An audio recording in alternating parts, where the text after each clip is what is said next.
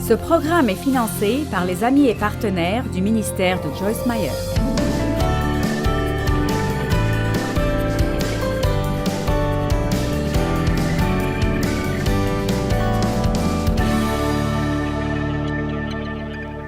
Point numéro 1. Quand je dis jouir de la vie de tous les jours, ce qui est mis en avant est tous les jours. Ce n'est pas le jour de paye, ou les vacances, ou le fait d'avoir un nouveau costume, ou d'aller à une fête. C'est chaque jour ordinaire et parfois banal. Lundi, mardi, mercredi, jeudi, vendredi, conduire dans l'embouteillage, faire la vaisselle, tondre la pelouse, elle repousse, vous la tondez de nouveau, vous faites la vaisselle, vous la rangez, les enfants prennent des assiettes, les salissent de nouveau, vous les lavez de nouveau, vous les rangez. Vous savez de quoi je parle. Donc, combien d'entre vous sont parfois juste fatigués de faire tout cela, de le faire et de le refaire? Eh bien, vous devrez le faire de toute façon. Donc, maintenant, j'essaie juste d'être raisonnable ce matin parce que je crois que la Bible est en fait vraiment très raisonnable. Pourquoi détester de faire quelque chose et être misérable à propos de quelque chose alors que vous devrez faire beaucoup de ces choses chaque jour dans votre vie? Vous dites, c'est de ce que je ressens, mais vous pouvez changer la façon dont vous pensez, la façon dont vous parlez et changer votre attitude. Et nous allons parler de cela aujourd'hui. Comment nous pensons, comment nous parlons, notre attitude, ce qui arrive à l'intérieur de nous. Voici un bon exemple, et je sais que certaines personnes appliquent déjà cela dans leur vie. Mais mon assistante administrative, elle et son mari Mike, voyagent avec nous quand nous faisons nos conférences. Et elle écoute mes enseignements depuis près de 35 ans. Et elle a cette mentalité. Quoi que tu dises, je le ferai. J'aurais aimé que tout le monde soit comme ça. Mais elle s'occupe après chaque message qu'elle écoute et elle essaye de l'appliquer dans sa vie. Ne soyez pas le genre de personne qui va et écoute la parole et puis retourne à la maison et ne fait absolument rien avec. Si vous faites cela, alors vous avez perdu votre temps parce que ce ne sont pas les auditeurs qui auront la bonne vie que Dieu veut qu'ils aient, ce sont ceux qui agissent. Si nous écoutons et nous ne le faisons pas, alors la Bible dit que nous nous décevons à travers un raisonnement qui est contraire à la vérité. Vous pouvez dire que ce que je dis est vrai, mais si quand vous partez, vous ne mettez pas cela en pratique dans votre vie, alors vous avez vraiment absolument perdu votre temps ici.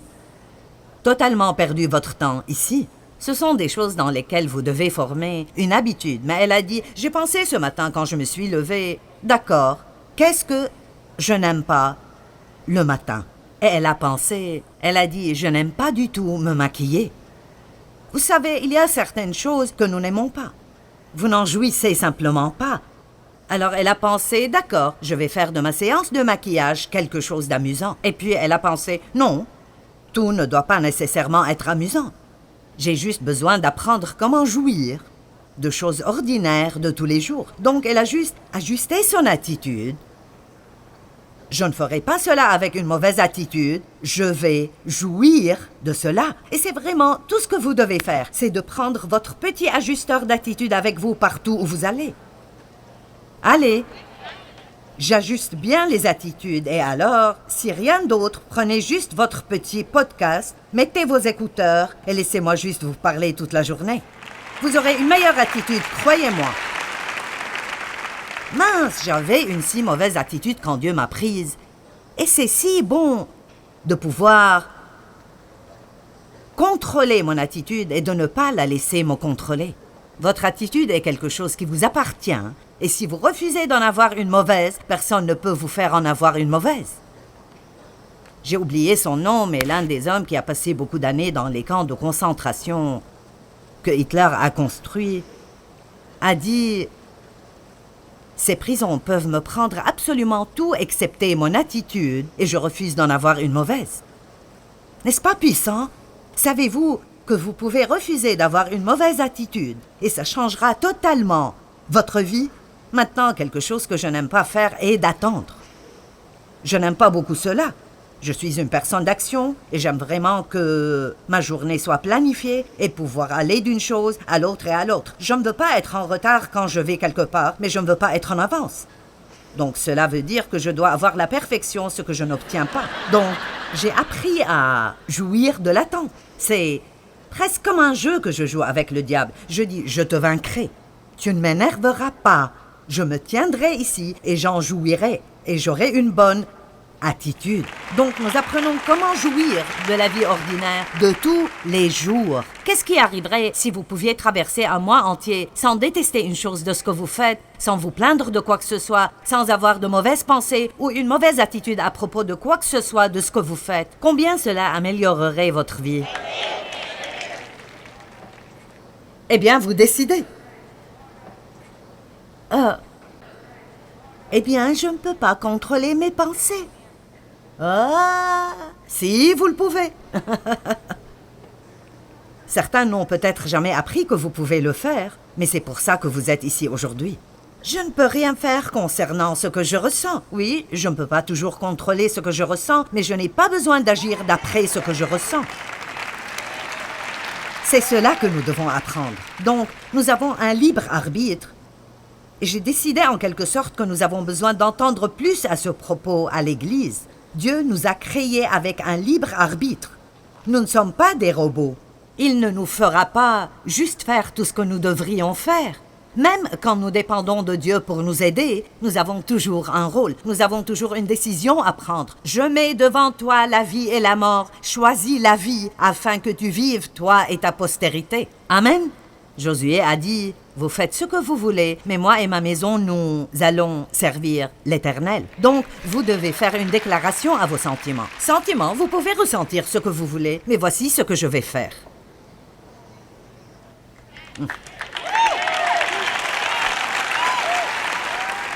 Vraiment? Vraiment? Nous vivons beaucoup trop d'après ce que nous ressentons. Et vos sentiments sont instables. Vous en aurez quand vous les voulez pas et vous n'en aurez pas quand vous les voulez. Vous vous portez volontaire pour un jour de travail à l'église et puis quand le jour de travail arrive, vous ne voulez pas y aller. Les sentiments ne sont pas nécessairement mauvais ou bons. Vous pouvez en avoir de bons et vous pouvez en avoir de mauvais. Mais nous ne pouvons pas les laisser nous contrôler et être nos dirigeants et nos guides. Je veux dire, il y a beaucoup de jours, même quand je sors enseigner, si je suivais mes sentiments, je n'irais pas. J'ai des gens dans l'équipe qui peuvent prêcher. Je dirais juste, fais-le. Je ne me sens pas bien aujourd'hui. Je ne fais pas cela. Je viens à chaque fois. Je viens à chaque fois. Je suis à la télévision chaque jour quand vous l'allumez. Allez, vous ne devez pas vous demander si j'y serai certains jours et pas d'autres. Et nous avons tous besoin d'être de la même façon. Donc aujourd'hui, nous parlons de comment votre pensée et votre bouche et votre attitude affectent votre réjouissance dans votre vie. Je suis ici pour vous dire que vous pouvez augmenter votre joie. Maintenant, la deuxième chose que je veux que nous comprenions est que nous pouvons vraiment faire cela si nous apprenons à faire tout ce que nous faisons avec et pour Dieu. Nous faisons tout ce que nous faisons pour servir Dieu. Donc, même le maquillage. Dieu, je mets cela pour pouvoir être plus belle pour toi aujourd'hui. Tout ce que je fais. Croyez-moi, vous êtes content que je me sois maquillée aujourd'hui et vous êtes content parce que je me suis coiffé les cheveux. Vous êtes content parce que j'ai travaillé sur cela pendant un long moment aujourd'hui, parce que ça n'aurait pas été bien si je ne l'avais pas fait.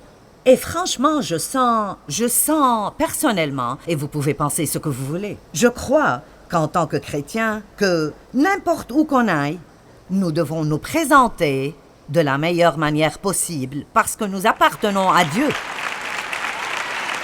Amen.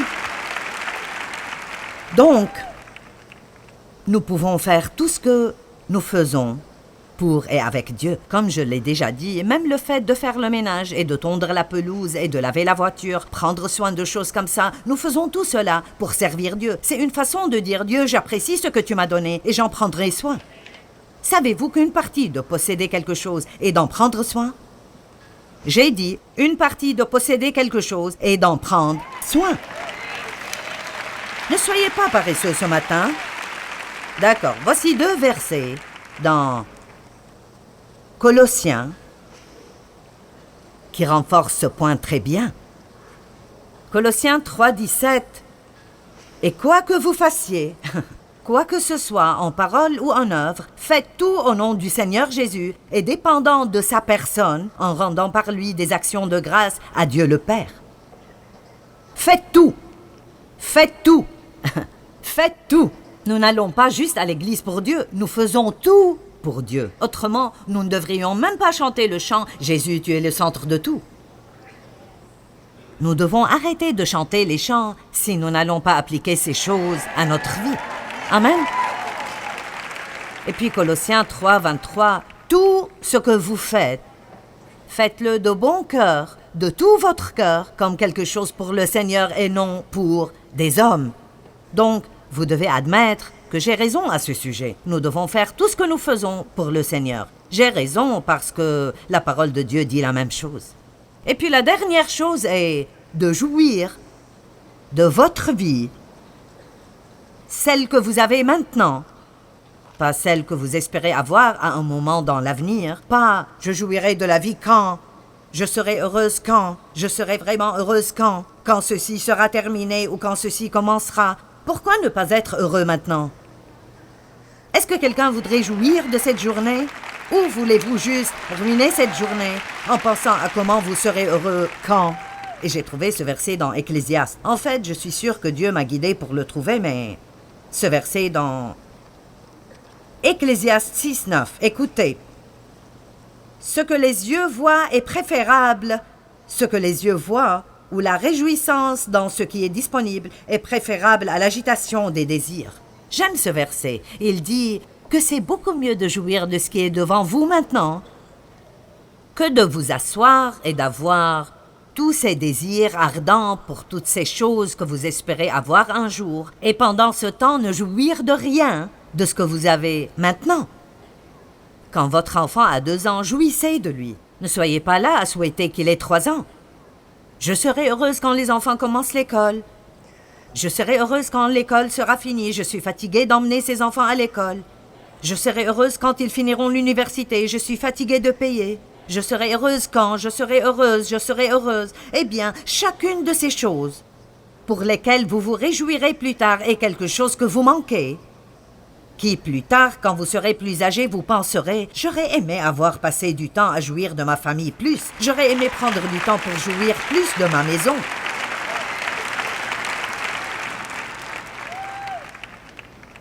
Donc, 3 choses. Jouissez de la vie de tous les jours, jouissez de votre vie et faites tout ce que vous faites en servant Dieu. Maintenant, nous avons vraiment 2 vies. Nous avons une vie externe et nous avons une vie interne. Nous avons cette vie que nous vivons ici et nous faisons des choses et nous avons des circonstances et il y a cette personne que nous montrons à tout le monde. Mais après, nous avons une vie différente et c'est notre vie interne. C'est ce qui arrive à l'intérieur de nous. Et la chose effrayante est que vous pouvez sourire à quelqu'un et penser « Je ne peux vraiment pas te supporter ».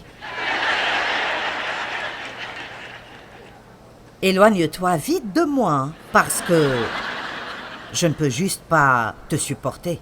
Et vous pouvez sourire et le dire alors que vous dites « Gloire au Seigneur !»« Oh, je t'aime avec l'amour du Seigneur !» Et c'est ce qu'on appelle être un hypocrite et un menteur. Maintenant, notre vraie vie, la vraie vie, est en nous. Et notre véritable soi est en nous. Le royaume de Dieu est en nous. Dieu vient vivre à l'intérieur de nous parce que c'est le premier endroit où il veut tout changer et rendre tout nouveau. Essayer de changer de l'extérieur à l'intérieur est inutile. C'est ainsi d'après la loi. C'est toutes ces règles et ces lois, ces choses que je suis supposé faire qui ne me changeront pas. Mais la Bible dit « Ne soyez pas conformes à ce monde, mais soyez transformés par quoi? Le renouvellement complet de votre pensée. » Donc la première chose qu'un croyant doit faire, après avoir reçu Christ, la première chose à faire est d'apprendre comment penser comme Dieu pense.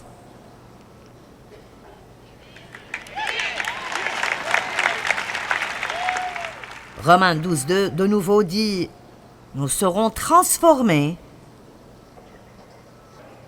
Pas transportés.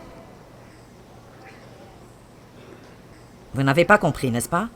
Quand vous êtes transporté, vous êtes ici, et puis vous êtes soudainement là-bas. Mais la transformation prend un peu de temps. C'est un processus qui arrive graduellement.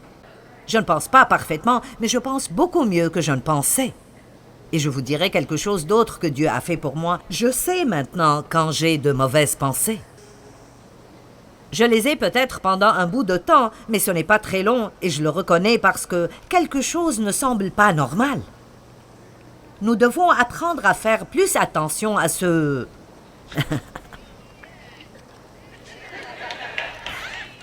C'est difficile à expliquer, alors je ferai juste ça. Quelque chose ne va pas bien. Vous ne vous sentez pas en paix. Vous avez perdu votre joie. Je ne sais pas pourquoi j'ai perdu ma joie. L'une des premières choses à faire quand vous perdez votre joie est d'examiner votre pensée. Et l'autre chose à faire quand vous perdez votre joie est de penser à ce dont vous parlez. Est-ce que quelqu'un ici a des problèmes avec sa bouche? La bouche est comme un animal sauvage. La Bible dit dans Jacques, personne ne peut mater la langue. La seule façon dont cela puisse arriver est avec beaucoup d'aide du Saint-Esprit régulièrement, tout le temps. Donc, je ne m'excuse pas devant vous parce que je vous enseigne un autre message à propos de la pensée et de la bouche et de l'attitude, parce que nous avons besoin d'entendre ça. Peut-être 2 ou 3 fois chaque mois, si nous voulons bien nous en occuper. Nous avons des milliers de pensées qui nous passent par la tête, et la Bible nous enseigne que nous devons jeter les mauvaises et garder les bonnes. C'est votre vraie vie, pas la vie autour de vous. Ce ne sont pas les circonstances qui nous rendent vraiment malheureux, c'est la façon dont nous pensons à nos circonstances. C'est la façon dont nous parlons de nos circonstances. Ce n'est même pas vraiment les gens dans notre vie qui nous rendent si mécontents. Et je sais qu'il y a beaucoup de gens qui vous donnent des moments difficiles. Ne pensez pas que je ne passe pas par cela aussi. Et je peux vous dire que plus je pense à ce qui ne va pas chez les gens dans ma vie qui me donnent des problèmes, plus c'est difficile pour moi de les aimer et d'être contente avec eux. Essayez de prendre un bout de papier. Et peut-être votre épouse ou l'un de vos enfants, qui que ce soit qui est avec vous et qui est devenu comme une épine dans votre chair, votre belle-mère, votre mère, votre père, votre voisin, peu importe. Ne vous asseyez pas là à paraître si innocent, comme si vous aimiez tout le monde. Vous faites... Prenez un bout de papier et allez-y, écrivez ce qui ne va pas en eux. Et puis, à côté, ici... Commencez à penser à tout ce que vous voyez de bien en eux. Ce ne sera pas si difficile. Je veux dire, je pourrais trouver des choses qui ne vont pas chez Dave et il est près d'être parfait, nous le savons tous. Mais vous savez quoi? Si je pense juste aux choses que vraiment... Je veux dire, mon Dieu, Dave fait la vaisselle. Il fait la lessive. Il repasse mes habits après que je les mette, si nous sommes en voyage et j'ai besoin qu'il le fasse.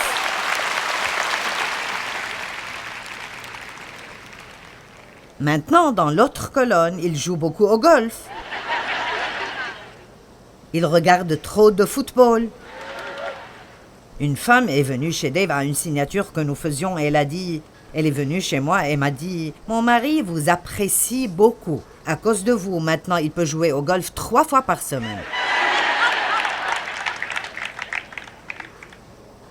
Mais si je me concentre sur les choses que je n'aime pas, savez-vous que parfois les gens divorcent parce qu'ils se concentrent sur les choses qu'ils n'aiment pas? Dave et moi, nous sommes mariés depuis 48 ans. Et la raison pour laquelle nous avons tenu si longtemps est que nous avons appris à ne pas nous concentrer sur ce que nous n'aimons pas. Parce que je peux vous le dire, qui que vous ayez, il y aura des choses des 2 côtés du registre. M'avez-vous entendu? J'ai dit, qui que vous ayez, il y aura des choses des 2 côtés du registre. Nous avons des problèmes avec nos enfants. Ils ont tous une personnalité différente de la nôtre et nous pensons « D'où es-tu venu? Ce n'est pas possible que tu sois venu de moi. Tu es juste comme si tu étais cette personne de l'espace. » Et nous ne comprenons pas, et vous savez, chaque génération... Les enfants font des choses différentes et ce ne sont pas les choses que vous avez faites quand vous étiez enfant. Et vous feriez mieux d'arrêter de vous attendre à ce que vos enfants fassent tout de la façon dont vous le faites parce qu'ils ne le feront pas. Vous ne faites pas tout de la façon dont vos parents l'ont fait.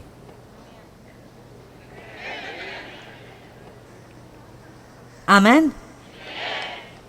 Ma belle-mère s'est énervée quand Dave et moi avons acheté un lave-vaisselle, étant convaincus que c'était inutile. Vous pouvez laver ces assiettes, vous n'avez pas besoin de lave-vaisselle. C'est étonnant les choses à propos desquelles nous nous énervons juste parce que nous n'y sommes pas habitués. Donc, nous n'avons pas besoin de regarder les choses quand il s'agit de... vous devez vous assurer avant de vous énerver contre quelqu'un que c'est en fait un problème biblique et pas juste un problème générationnel parce que ce n'est pas ce que vous faites normalement. Et alors, quand je pense à toutes ces choses par lesquelles je suis passée avec mes enfants et les accès de colère et les disputes, et vous savez comment c'est, vous allez dans leur chambre. « Si tu veux vivre dans ma maison !» Vous connaissez ce discours? Très bien. Vous voyez, vous l'avez eu. « Si tu vas vivre dans ma maison, tu vas ranger ta chambre !» Et ça continue sans fin. Eh bien, maintenant, mes enfants ont grandi, j'ai eu 11 petits-enfants après cela. Tous mes enfants ont fini par être bien et nous nous aimons tous. Nous avons perdu beaucoup de temps à nous disputer à propos de choses inutiles. Allez. Et vous savez, qu'est-ce qui a causé cela? Je vous dirai ce qui l'a causé. C'était une attitude fière et hautaine. Maintenant, ils avaient tort dans beaucoup de choses qu'ils ont faites, mais ils grandissaient. Cela ne voulait pas dire qu'ils ne devaient pas être corrigés, mais je n'avais pas besoin de rester en colère à propos de tout. Et quelle était la source de tout ça? Mon attitude fière que tout devait être fait à ma façon ou pas du tout. Et je sais que personne d'entre vous n'est comme ça, mais si quelqu'un a besoin de cela, vous pouvez le prendre.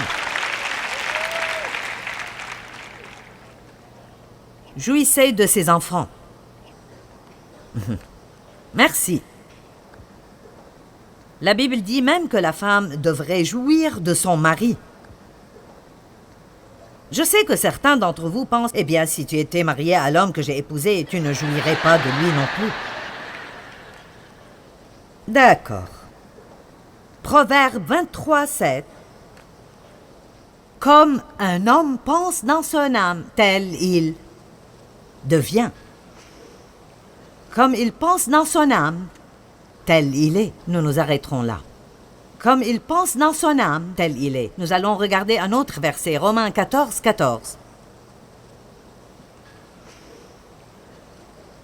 Je sais et je suis convaincu et persuadé par le Seigneur Jésus que rien n'est impur, malsain et impie en soi, mais qu'une chose est en fait impure, malsaine et impie pour quiconque la croit impure. Maintenant, Paul parlait du problème de manger de la viande qui a été offerte à des idoles. Clairement, il y a des choses que nous ne devrions pas faire, mais il parlait d'un problème ici. Et c'était quelque chose d'important pour les chrétiens en ce temps. Ils ne pouvaient pas manger de viande offerte aux idoles parce que c'était interdit.